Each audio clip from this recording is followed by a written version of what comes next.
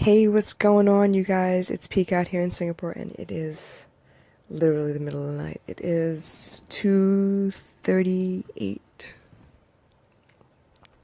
on January 9th, actually, and this episode is meant for January 8th. Excuse me. Yes, I'm tired, and it's been an emotional couple of hours, actually. Um, as you all know, I'm adjusting to a new schedule, and part of it means I wake up much earlier than I usually do, and that's working out for me because that means I have a pocket of time from the time I drop baby girl off from school until the time I need to like basically get up, get dressed, and leave the house for work. So I get like maybe an hour, hour and a half that I could potentially do some work in, possibly do a live stream or a Periscope or something like that, and then go on my merry way for work. Um, Today I was really lucky I had a day off. I got a lot of errands done because, as you know, I have a trip coming up. So the normal form for my family when I have a trip is wherever I'm going to, the people that are there or the people that are heading there will be like, "Hey, can you pick up this and bring it for me?" So basically, I was attending to all of those little requests. I'm not quite done. There's still a couple of things I want to get and pick up as gifts for people I'm going to see, and just generally more and more excited because it's like it's happening, it's coming. I'm getting closer to the date. It is how do I explain this? It's becoming more real. It's becoming more tangible, and I feel my excitement is picking up, my energy is picking up. But on the same note, it's bringing up a couple of anxieties, I guess. Um, as you all know, I'm headed out to see my family. I I come from a massive family. The Kumarasamy clan is just massive, and due to the riots in Sri Lanka, everyone kind of scattered to the four corners of the earth, and this will be the first time that we have anything close, remotely close to a that was an oxymoron, right? Remotely, even remotely close. It will be the first time we've had anything resembling a family reunion. I think the list is up to about 150 people that are traveling in to see my grandmother. She's turning 100, and I know most of their names. We keep in touch on Facebook. I don't know if I've ever met some of these people, so I'm a little anxious. I'm a little nervous. I mean, obviously, I know who I am, and I'm happy with who I am, but I don't know. It's always weird when you meet people that kind of know you but don't, and you don't know what they expect, and you don't know what they're like, so you don't know which parts of your personality will resonate with them. So I'm a little nervous, but I'm mostly excited. I'm actually really happy about this trip. It'll be the first trip that I've taken since I feel like I can manage things by myself. I'll say that. A couple years ago, I did take a trip on my own, basically because I felt like, I felt a need to rebel. I felt a need to like branch out on my own, do some new things, and I went to London, purely by chance that I met people and did things the way that I did. But it all worked out. It all worked out for the best, and I gotta say, I'm all the better for it. A lot of the connections I made during that trip have sustained. They've endured. They've lasted. Some of those people that I met, I was gladly able to drop from the list of people that I know, like, and trust. All of that, and it's been an amazing journey ever since. Um, let's see. I feel a little spent, a little drained emotionally at the moment. I had a very, very intense conversation maybe an hour ago. It started an hour ago. And they confirmed a lot of what I've been feeling. And from that conversation, it seems like I have a little more work to do to kind of dig up and understand the things that are at work in my life at the moment. Um,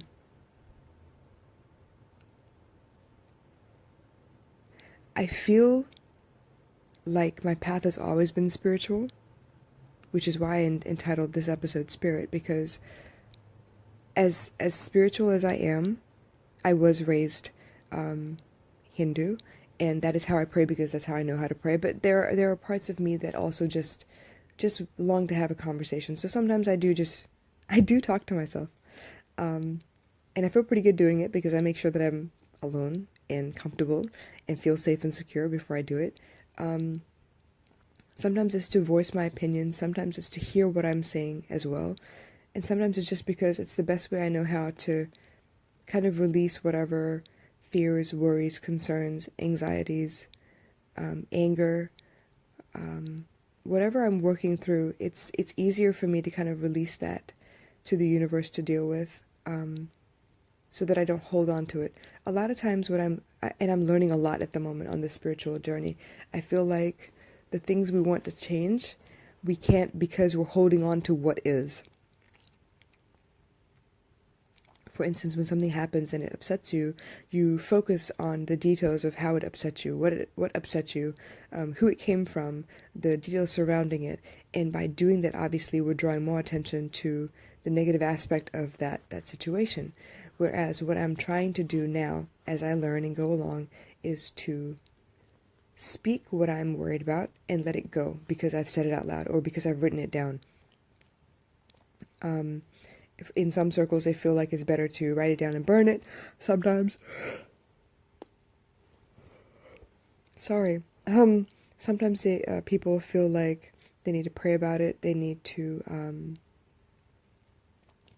draw cards, use energy, unblock chakras, like, whatever the work is that you feel drawn to, that's usually what you're meant to do. But for me right now, I feel like I want to know more about my connection to spirit, how I channel, how I am intuitive, how I can help by better understanding the signs that come to me.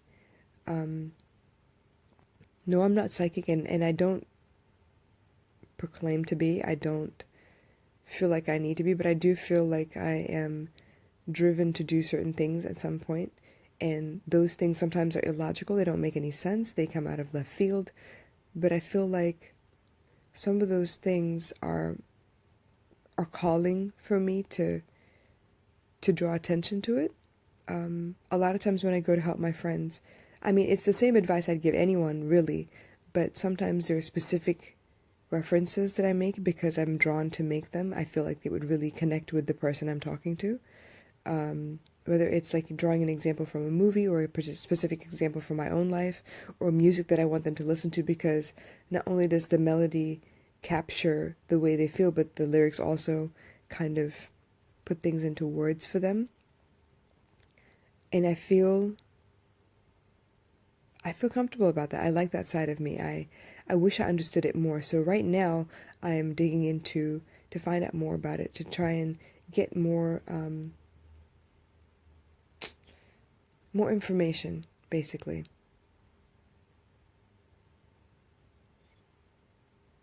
I want to understand. I want to understand the many levels of this, because I feel like I've given up the material side of things, and it's been a long time since I've done that anyway. I feel like I'm getting to know myself a little bit better, and that's all we really can do, right? On this journey in life, is get to know ourselves better, so then we understand why we react to certain things, or why we get upset, or feel very loving towards certain situations, certain beings, and I feel like that's something I need to explore a little bit more. I feel like as somebody who deals with emotions, tries to coach and mentor people to understand their emotions a little bit more, I feel like there's a little bit that I need to discover as well, so that I can better relate to people and better relate the information that will help them on their paths.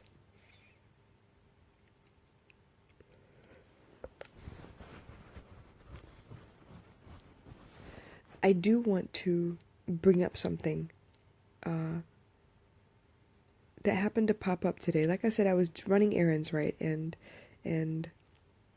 shopping for things to bring on my trip to present, to the people who have requested them.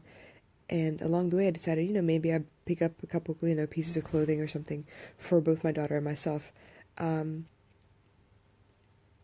for the first time in a long time, I suddenly felt out of my element. I hate shopping. I really do. I don't like trying on clothes. I don't like people watching and nitpicking on everything that I do because I feel like I don't have the freedom to choose for myself. But even then, I thought that Indian clothes was one of those things that I felt pretty comfortable about. Like I knew what I was doing. And it seems like lately it's been brought to my attention that the way I wear my clothes is kind of old-fashioned, and it ages or dates the way that I'm dressed, which is fine. I'm open to ideas and criticism, but for some reason I was feeling kind of a low energy. I kind of felt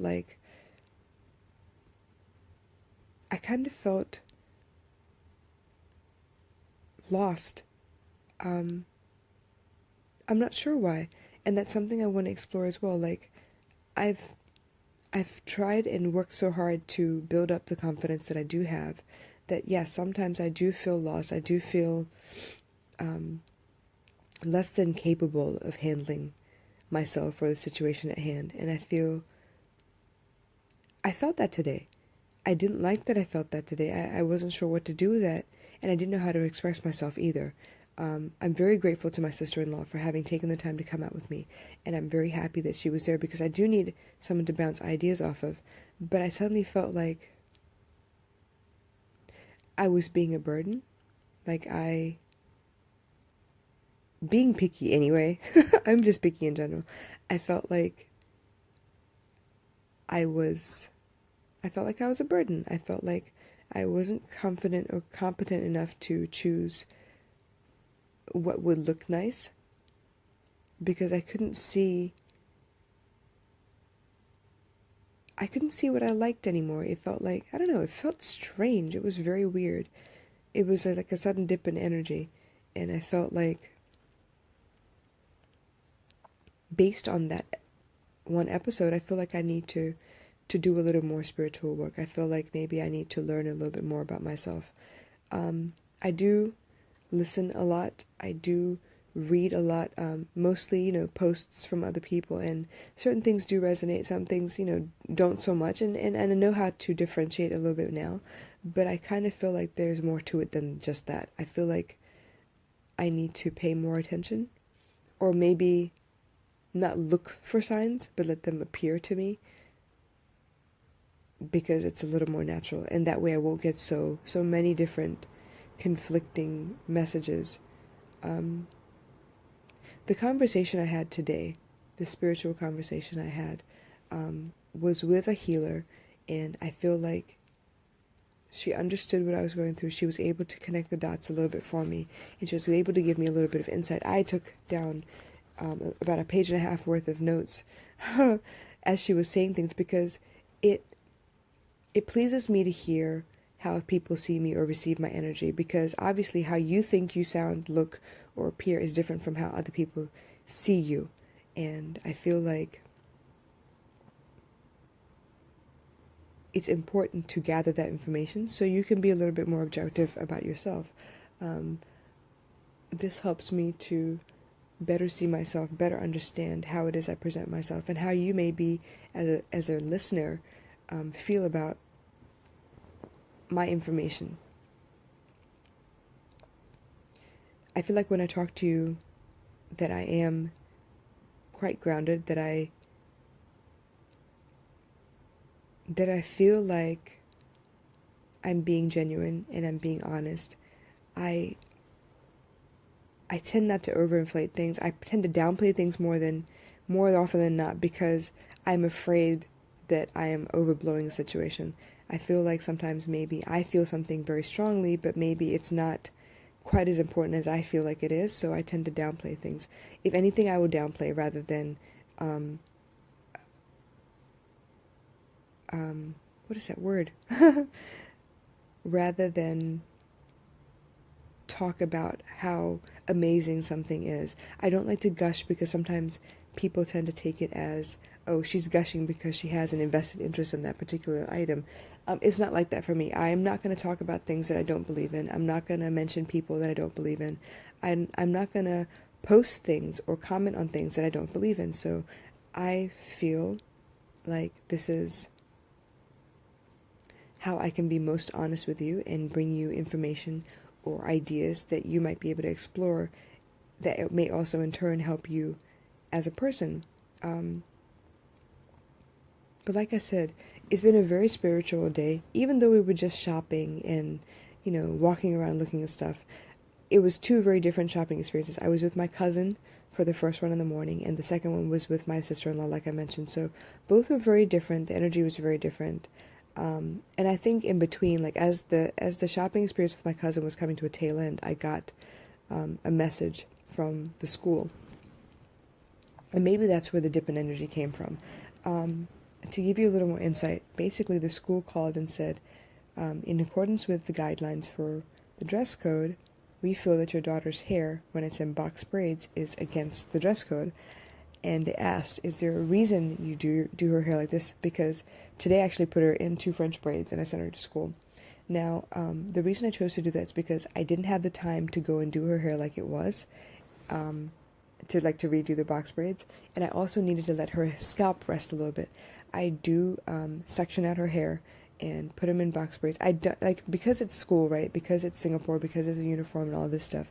I made sure that I didn't put in beads. It wasn't super, decorative or anything, because they frown upon that. They don't want any semblance of individual expression, I guess, so that everyone can concentrate on school.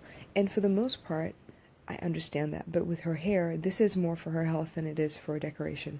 I do it in box braids because as humid as it is out here, her hair doesn't retain the moisture from outside, from the elements. I need to make sure that it's her scalp is greased.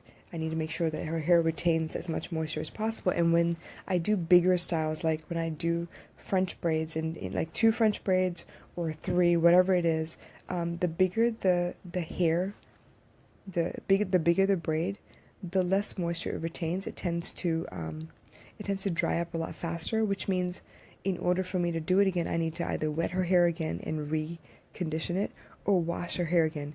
And from what I have learned through years and years of doing her hair now, is for me to leave it in for a week with the correct, oils and conditioners or whatever, is the best way for her to grow her hair and to keep it healthy so it doesn't break off.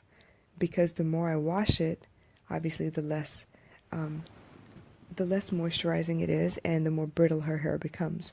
Now, it's not typical African American hair, but it is quite close. The curls are very tight, but I'm able to manipulate it fairly well without too much effort. But even then, I can't do sulfates and silicones. The CG method really works. I see the difference in her hair when I use just any old shampoo because I've run out or whatever, versus using shampoos that are made for her hair. I am a little worried about being able to effectively explain this to the school principal and to her teacher, because on the surface it looks like any regular curly hair, but the texture of her hair is different from regular curly hair, and I think that conversation kind of changed things for me for the second shopping experience. I think maybe, as I'm talking to you now, I'm kind of realizing that maybe that's where the dip in energy came from. I don't like to fight. I don't like to confront people. But if push comes to shove and you're telling me that, you're going to put your foot down or possibly, make a fuss about the way my daughter's hair is, and me knowing that I'm not there for decoration, I'm not there for her to look cooler than everybody else, it's the best way I know how to maintain her hair and to keep her health. The other thing that I don't think I've mentioned before is she has an issue with the heat here. And for me to effectively manage her hair also means that she can effectively release heat from her body. She's been through situations where she'd get fevers often because she couldn't properly dispel the heat. And I know now, after having shaved her head and grown her hair back out, that part of it is also with how I manage her hair.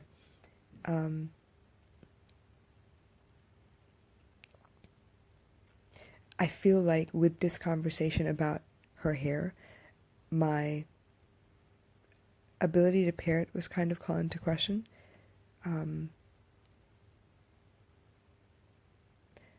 My decision to present her hair as I have been has also been called into question, and I am offended by that. It hurts my feelings a little bit. I don't want her to get the impression that she's different.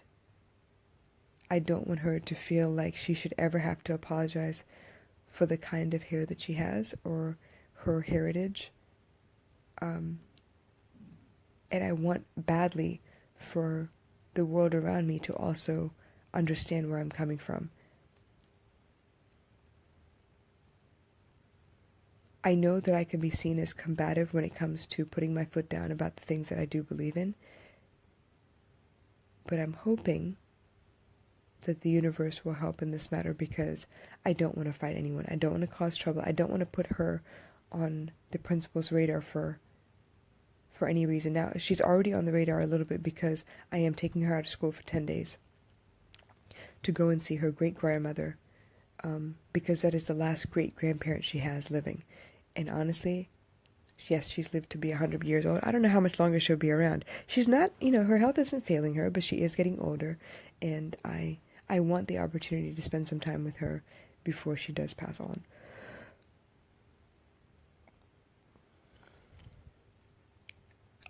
I guess the events of today kind of culminated in this very last conversation I had with this spiritual healer. It's becoming more and more apparent that a lot of my work lies spiritually in order to better help you or help anyone that, may seek me out for guidance and for coaching.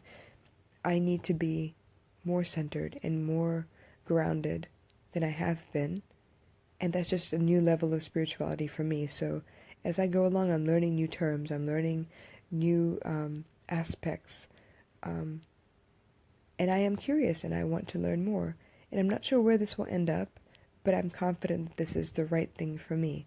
So I hope you'll bear with me. Today was a little jumbled. But